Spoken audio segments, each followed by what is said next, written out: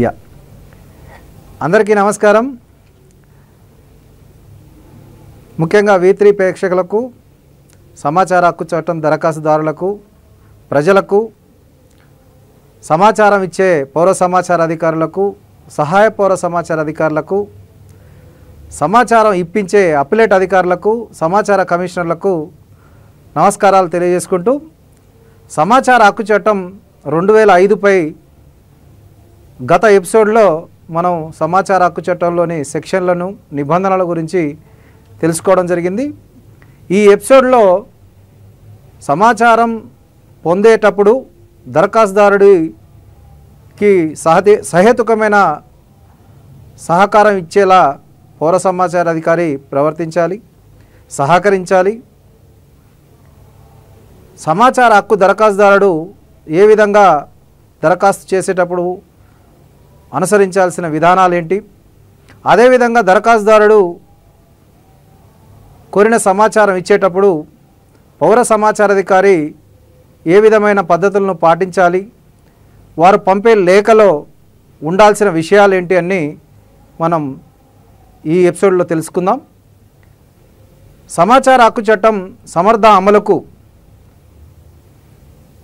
సమాచారం ఇచ్చే పౌర సమాచార అధికారులు, సహాయ పౌర సమాచార అధికారులు సెక్షన్ 53 ప్రకారంగా దరఖాస్తుదారులైన ప్రజలందరికీ సహేతుకమైన స్థాయిలో సహకారం అందిస్తూ వారు కోరిన సమాచారాన్ని సకాలంలో అందించాలి.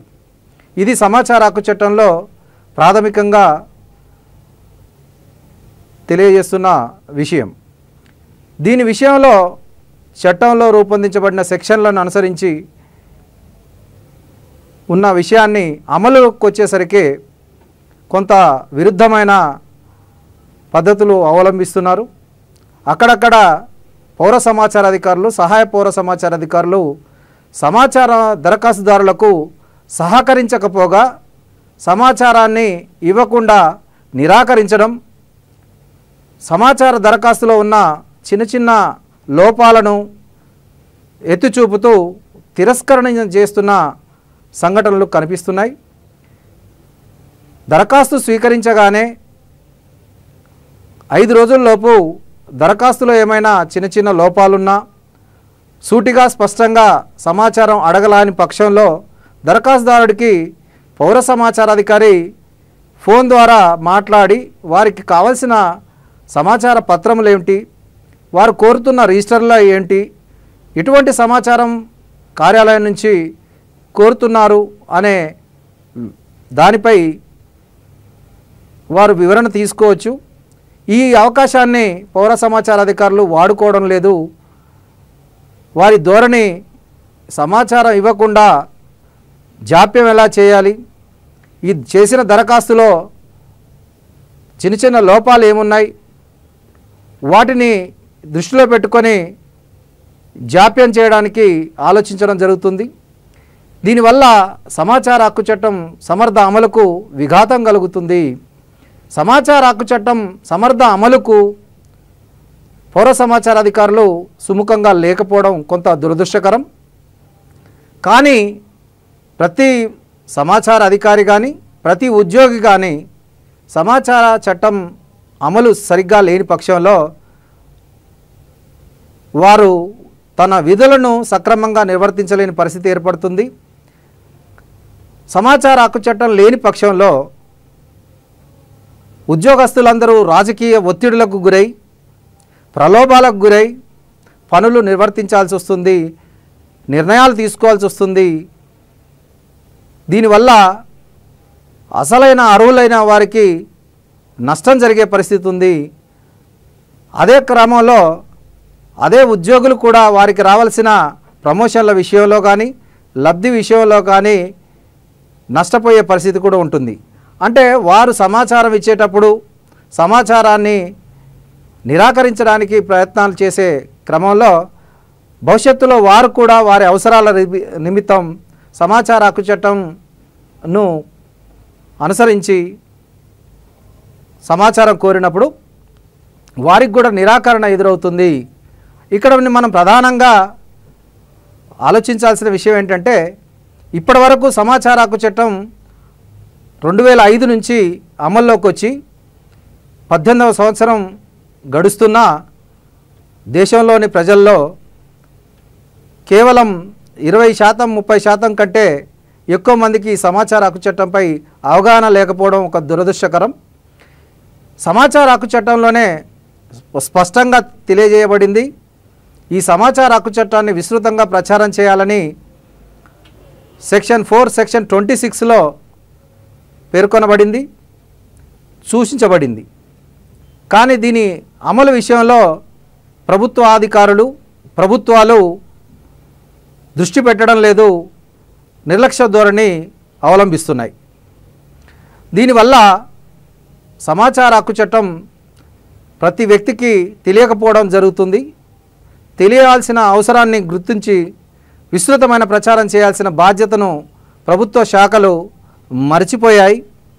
దాని విషయంలో అవగాహన లోపం ఉండడం వల్ల ప్రజలు సమాచారం కోరిన వారికి సకాలంలో సమాచారం రాకపోవడం, చాలా వరకు సమాచారం కోరకపోవడం జరుగుతుంది. దీని విషయంలో ప్రభుత్వాలు ఆలోచించాల్సిన విషయం ఏంటంటే, ప్రతి ప్రభుత్వం ప్రజల సంక్షేమం కోసం,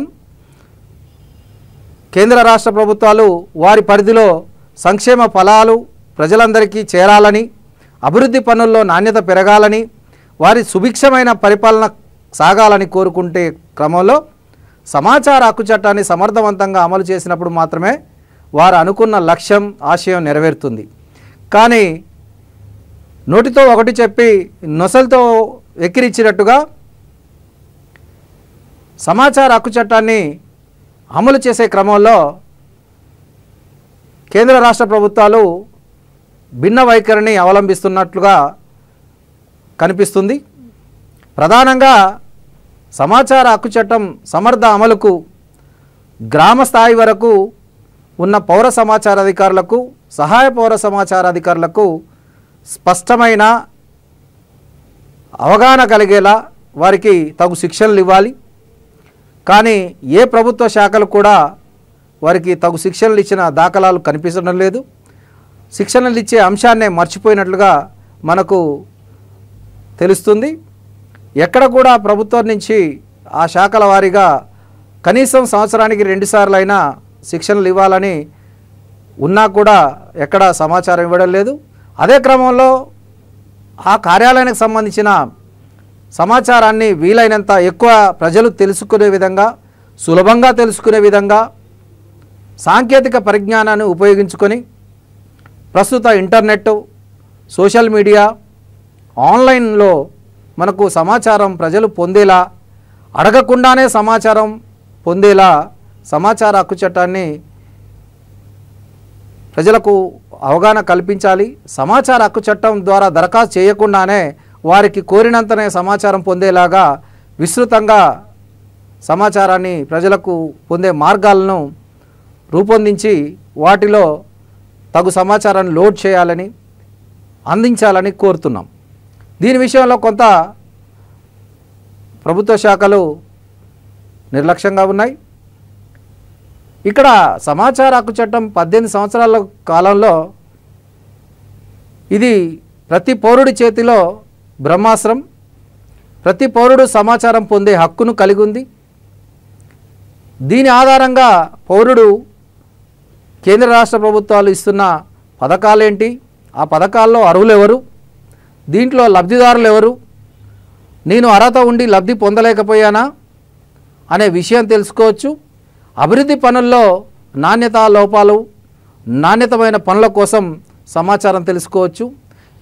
అభివృద్ధి పనుల కోసం వచ్చిన మంజూరైన బడ్జెట్ ఎంత, మంజూరైన నిధులు ఎన్ని, వాటిలో చేసే పనిలో ఉన్న వివరాలేంటి, పొడవు ఎంత, వెడల్పు ఎంత, దానికి సంబంధించిన మెటీరియల్ వాడే విషయంలో ఎటువంటి మెటీరియల్ వాడాలి అని పూర్తి వివరాలను డిపిఆర్ డీటెయిల్ ప్రాజెక్ట్ రిపోర్ట్లో ఉంటుంది. డిపిఆర్ నుండి పని పూర్తయ్యే వరకు మెజర్మెంట్ బుక్ వరకు పూర్తి ప్రతులను, అదేవిధంగా క్వాలిటీ రిపోర్ట్లను కూడా ప్రతి పౌరుడు పొందే అధికారాన్ని సమాచార హక్కు చట్టం ఇచ్చింది. ఇంత లోతైన సులభమైన అవకాశాన్ని ప్రజలకు తెలియజేయకపోవడం, ఇది సమాచార హక్కు చట్టం మీద ప్రచారం చేయకపోవడం, అమలులో ప్రభుత్వాలు నిర్లక్ష్యం వహిస్తున్నాయి. ఇది ఉదాహరణలు. అదే క్రమంలో సమాచార హక్కు చట్టాన్ని నేటి వరకు ఎక్కువగా ఉపయోగించుకున్నది ప్రభుత్వ ఉద్యోగులు, 2 జర్నలిస్టులు, 3 న్యాయవాదులు. ప్రభుత్వ ఉద్యోగులు వారికి సంబంధించిన లబ్ధి విషయంలో, వారి ప్రమోషన్ల విషయంలో, ప్రమోషన్ల మెరిట్ ప్రకారం రాకుండా తనకంటే మెరిట్లో కానీ రోస్టర్ రిజర్వేషన్లో కానీ అన్యాయం జరిగినప్పుడు వారు సమాచార హక్కు చట్టం ద్వారా ప్రమోషన్లు పొందుతున్న విషయాలు మనం చాలా చూస్తున్నాం. అదే క్రమంలో న్యాయవాదులు తమ దగ్గరికి వచ్చిన క్లయింట్స్కు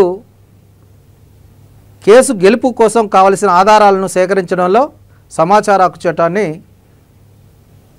వాడుకుంటూ వారికి కావలసిన పత్రములు తీసుకొని ఆ సమాచార పత్రముల ఆధారంగా కోర్టులో వాటిని అందజేసి వాటిని ఎవిడెన్స్గా, సాక్ష్యాలుగా అందజేసి కోర్టులో కేసులు గెలుస్తున్న విషయాల్లో న్యాయవాదులు సమాచార హక్కు చట్టాన్ని ఎక్కువగా వాడుకుంటున్నారు. అదే క్రమంలో నిత్యం ప్రజలకు తాజా సమాచారాన్ని అందించడం కోసం ఒక సంక్షేమ పథకం అమలు విషయంలో ఎంతవరకు పూర్తి స్థాయిలో లబ్ధిదారునికి చేరింది, అప్ టు బాటం పూర్తి విషయాలను సేకరిస్తూ అదే క్రమంలో అసలు ఆ పథకం యొక్క లక్ష్యాలు, దానిలోని నిబంధనలు పూర్తిగా తెలుసుకోవడం కోసం లబ్ధిదారుల వివరాలు తెలుసుకోవడంతో పాటు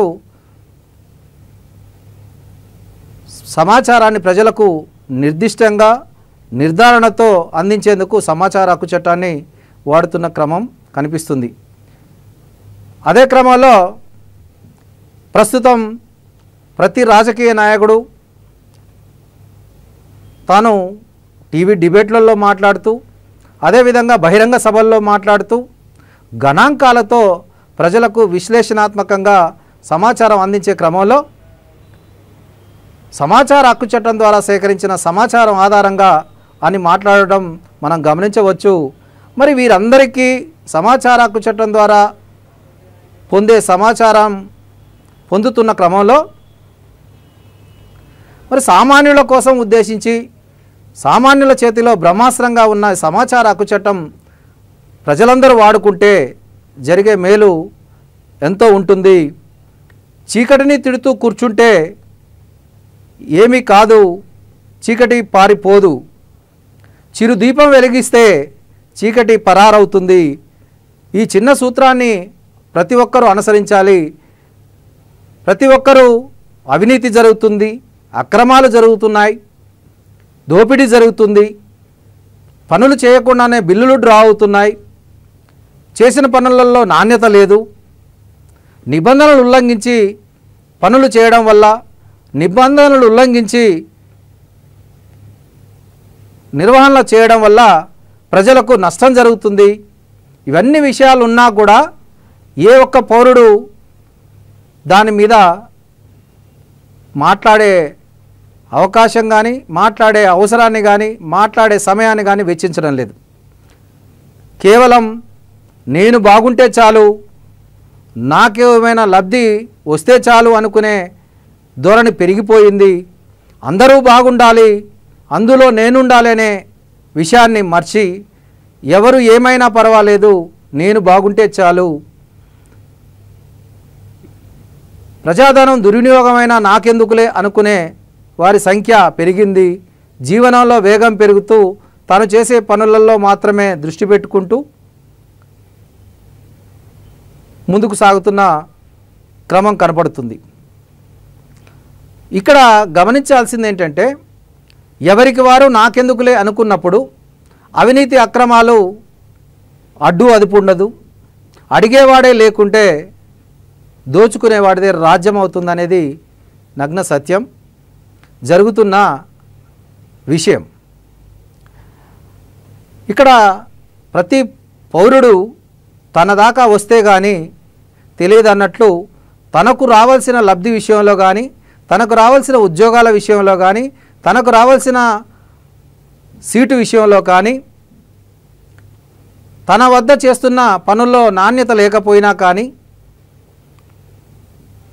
సంక్షేమ పథకాల్లో అనర్హులు ఎంపిక కాబడుతున్న సమయంలో వారి ఎంపిక కాని పక్షంలో కానీ, వారికి సీటు రాని పక్షంలో కానీ, తనకు ఉద్యోగం రాని పక్షంలో కానీ అప్పుడు ఆలోచిస్తాడు. అప్పుడు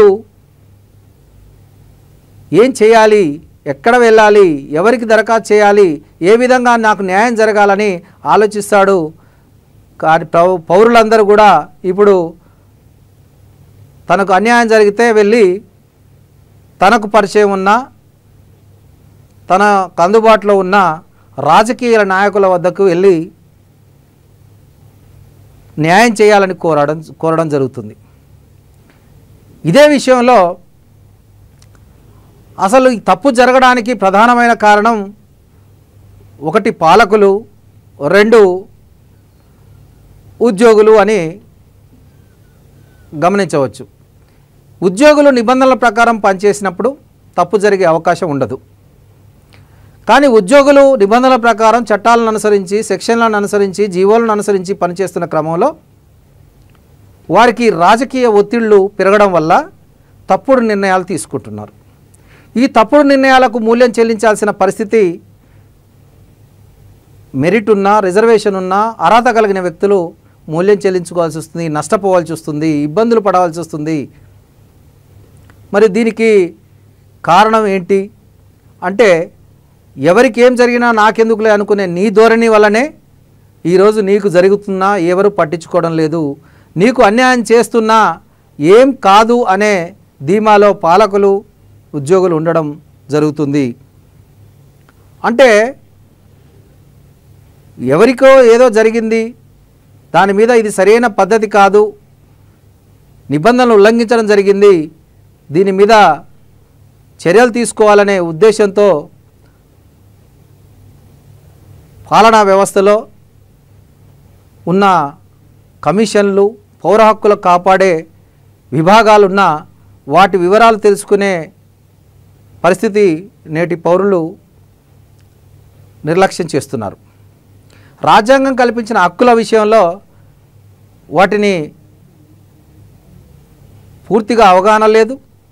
అసలుకు హక్కులకు భంగం కలిగితే ఎక్కడ ఫిర్యాదు చేయాలి, ఏ విధంగా వారికి న్యాయం జరగాలి, జరిగించుకోవాలి, న్యాయబద్ధంగా తనకు రావాల్సిన లబ్ధిని పొందాలనే విషయం కూడా పూర్తిగా అవగాహన లేని విధంగా ప్రజలు జీవనం సాగిస్తున్నారు. ఇదే క్రమంలో ఎవరైనా హక్కుల గురించి పోరాడడం జరిగినా, హక్కుల గురించి మాట్లాడడం జరిగినా అతన్ని దోషిగా చూసే పరిస్థితి కనబడుతుంది. ఇక్కడ గమనించాల్సింది ప్రధానమైన విషయం ఏంటంటే, కేంద్ర రాష్ట్ర ప్రభుత్వాలు చేస్తున్న సంక్షేమ పథకాల అమలు కానీ, వాటికి అయ్యే ఖర్చుల విషయంలో కానీ, అదేవిధంగా అభివృద్ధి పనులకు కానీ పెట్టే ఖర్చు ప్రతి పైసా ప్రజల నుంచి సేకరించబడిందే. ప్రజాస్వామ్యంలో పరోక్ష పన్నుల ద్వారా సేకరించిన డబ్బుతో కేంద్ర రాష్ట్ర ప్రభుత్వాలు దేశ అభివృద్ధి కోసం, సంక్షేమం కోసం కార్యక్రమాలు, పనులను నిర్వహిస్తున్నాయి. కానీ ఈ చేసే పనులలో, సంక్షేమ పథకాల అమలులో అక్రమాలు, అన్యాయాలు జరుగుతున్నా నాకెందుకులే అనుకునే వారు పెరగడం చాలా శోచనీయం. అదే క్రమంలో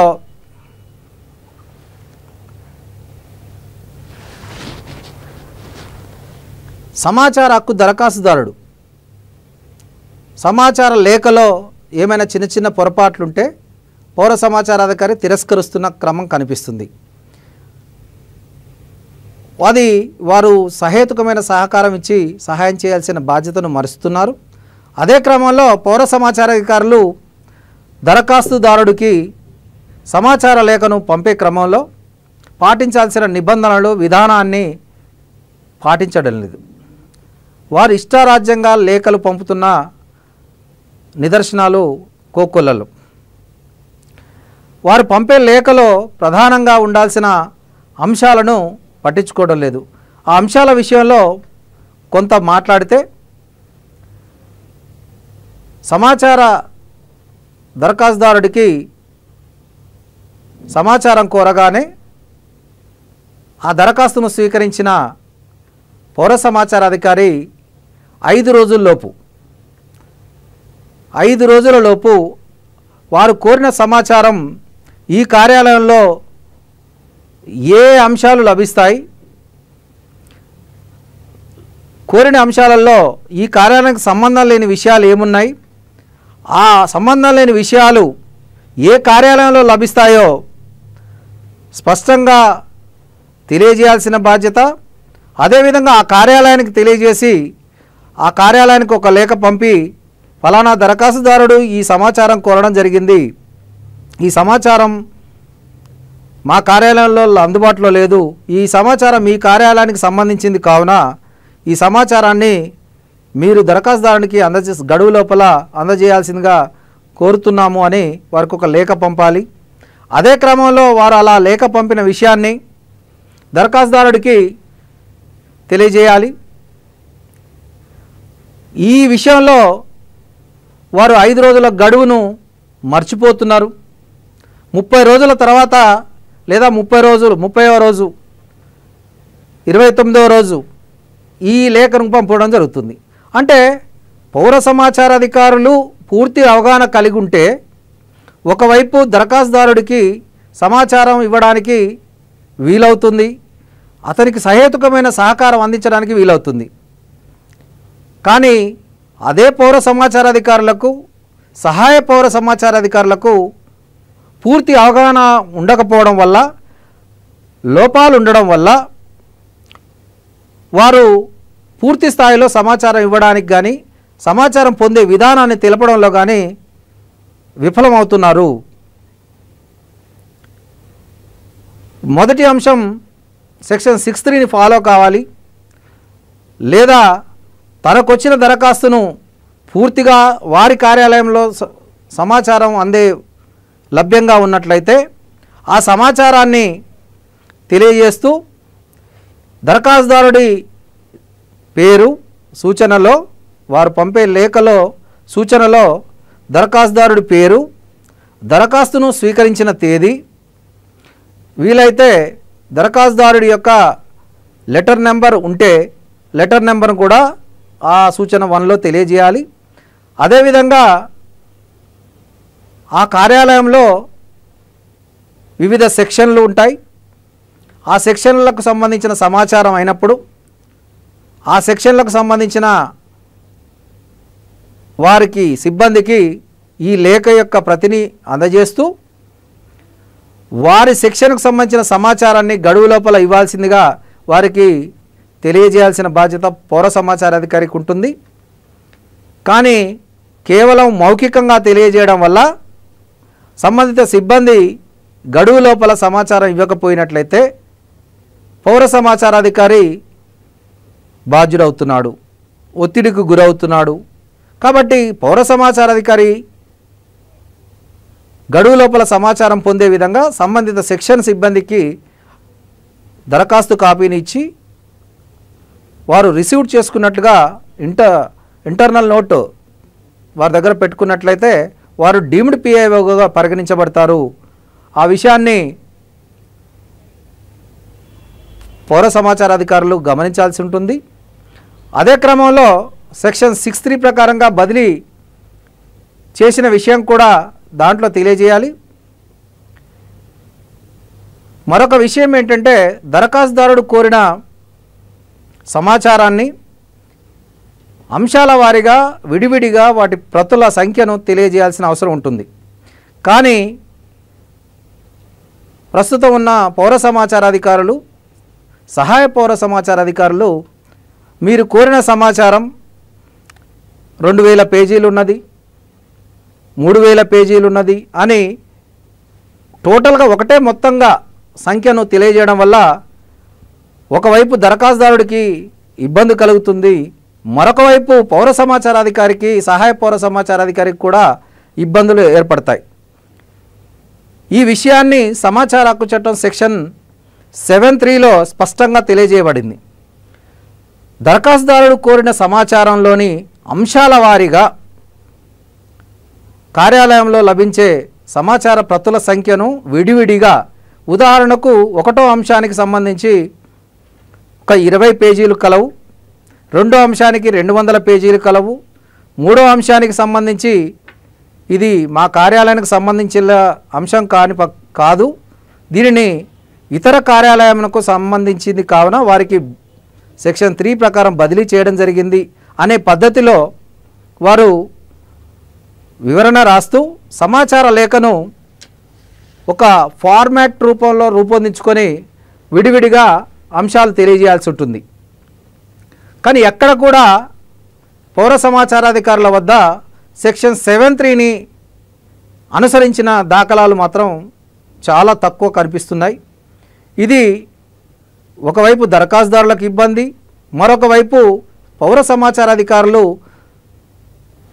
పూర్తి సమాచారం లేకపోయినా మీరు కోరిన సమాచారం 2000 పేజీలలో కలదు అని రాసినప్పుడు వారి వద్ద మొత్తం సమాచారం ఉన్నట్లుగా ఆ లేఖ తెలియజేస్తుంది. కాబట్టి ఆ పూర్తి సమాచారం ఇవ్వాల్సిన బాధ్యత ఆ పౌర సమాచారాధికారి మీద కనిపిస్తుంది. కాబట్టి అతను పూర్తి సమాచారం ఇవ్వలేకపోవడం వల్ల ఇబ్బందికి జరుగుతుంది. అక్కడ పౌర సమాచారాధికారి వారి కార్యాలయంలో లభించే సమాచారానికి మాత్రమే బాధ్యుడు. కాబట్టి వారు స్పష్టంగా వారి లేఖను దరఖాస్తుదారుడికి పంపించేటప్పుడు కోరిన సమాచారానికి అయ్యే రుసుముల వివరాలను, పేజీల సంఖ్యను విడివిడిగా తెలుపుతూ పూర్తి వివరాలను ఆ లేఖలో కనిపించే విధంగా వారు రాయగలిగితే దరఖాస్తుదారుడికి అవగాహన కలుగుతుంది. పౌర సమాచార అధికారికి కూడా జవాబుదారీతనంతో వారి దగ్గరున్న సమాచార పత్రములను ఇవ్వడానికి వీలు కలుగుతుంది. దీని విషయంలో పౌర సమాచార అధికారులు ఒక ఫార్మాట్ను తయారు చేసుకొని వారు సమాచారం కోరే దరఖాస్తులన్నిటికి కూడా స్పష్టమైన విధానంతో లేఖలు పంపాలని కోరుకుంటూ, అదే క్రమంలో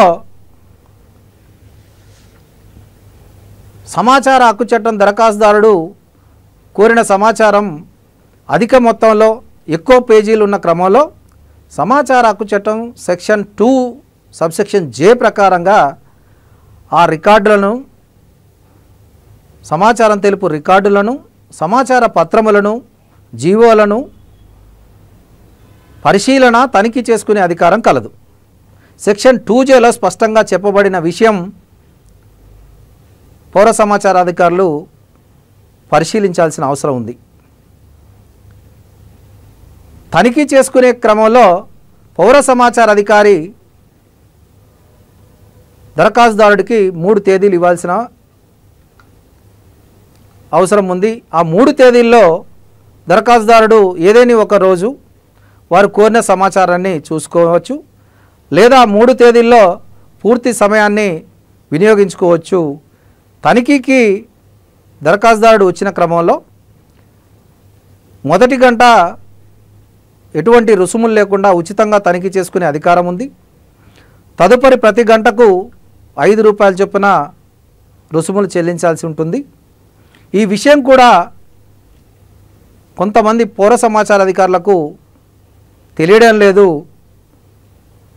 తనిఖీకి పట్టే సమయానికి ప్రతి గంటకు ₹60 చెల్లించాలని లేఖలో రాసిన పౌర సమాచార అధికారుల లేఖలు మా వద్ద కలవు. ఇక్కడ వారికి అవగాహన లోపం ఉందని వారు పంపిన లేఖ ద్వారా అర్థమవుతుంది. కాబట్టి సమాచార హక్కు చట్టం గురించి తెలుసుకోవడానికి విస్తృతమైన అవకాశాలు ఉన్నాయి. ప్రస్తుతం ఆన్లైన్లో, నెట్లో, యూట్యూబ్లో సమాచార హక్కు చట్టం మీద కావలసినంత సమాచారం పొందే విధంగా, అవగాహన పొందే విధంగా, అవగాహన పెంచుకునే విధంగా మనకు సమాచారం ఉన్నది. పౌర సమాచార అధికారులు వారికి సంబంధించిన సమాచారం ఇచ్చే క్రమంలో పూర్తి అంశాలను దృష్టిలో పెట్టుకొని సవ్యంగా, సక్రమంగా, విధానపరంగా సమాచార లేఖను పంపాలని కోరుకుంటూ, సమాచార దరఖాస్తుదారుడికి సమాచారం ఇచ్చే పేజీల విషయంలో వాటికి చెల్లించాల్సిన రుసుముల విషయంలో కూడా కొంత అస్పష్టత ఉంది. ఈ అస్పష్టత తొలగిపోవాలంటే సమాచార హక్కు చట్టంలోని జీవో నెంబర్ 454 ప్రకారంగా దానిని అనుసరించగలిగితే, దానిని చూడగలిగితే, పరిశీలించినట్లయితే మీకు ప్రతి ఒక్కరికి అవగాహన కలుగుతుంది. సమాచార దరఖాస్తు కోరిన సమాచారం A3 size paper, legal paper, A4 size 3 పేపర్ల సైజులకు కలిపి ఎటువంటి సైజులో ఉన్న సమాచార ప్రతికైనా ఒక్కొక్క ప్రతికి ₹2 మాత్రమే తీసుకోవాలని స్పష్టంగా తెలియజేయబడింది. దీని విషయంలో పౌర సమాచార అధికారులు సమాచార ప్రతులకు ₹5 చెల్లించవలనని, కొంతమంది ₹8 కొంతమంది ₹10 వారి లేఖలో పేర్కొనడం జరుగుతుంది. దీంట్లో జీవో నెంబర్ 454లో A3 size, legal size, A4 size కంటే మించి పెద్ద సైజులో ఉన్న సమాచార పత్రములకు మ్యాప్లు, ప్లానింగ్స్ అట్లాంటి వాటి విషయంలో వాస్తవ ధరను తీసుకోవాలని చెప్తున్న దానిని దృష్టిలో పెట్టుకోవాలని కోరుకుంటూ, ప్రస్తుతం మార్కెట్లో దానికి కాపీ చేయడానికి ఎంత ఛార్జ్ అవుతుందో, ఎంత ఖర్చు అవుతుందో ఆ ఖర్చును మాత్రమే తీసుకోవాలని స్పష్టంగా తెలియజేయబడింది. అదేవిధంగా డివిడిలో లేదా పెన్ డ్రైవ్లో వారికి సంబంధించిన సమాచారం ఆన్లైన్లో లభ్యంగా ఉంటే దరఖాస్తుదారుడు కోరినప్పుడు లోడ్ చేస్తే, కాపీ చేసి ఇచ్చినట్లయితే కేవలం ₹200 ఛార్జ్ చేయాలని ఉంటుంది. ఈ విషయాలన్నీ పూర్తిగా తెలుసుకొని దరఖాస్తుదారుడు కోరిన సమాచారాన్ని సవ్యంగా, సక్రమంగా ఇవ్వాలని పౌర సమాచార అధికారులు కేవలం ఉన్న సమాచారాన్ని ఇవ్వడానికే తప్ప ఎక్కడ కూడా దానిలో తీసుకున్న నిర్ణయాలకు వారు బాధ్యులు కాదని తెలియజేస్తూ, మరిన్ని వివరాలు మరొక ఎపిసోడ్లో తెలుసుకుందాం. Thank you.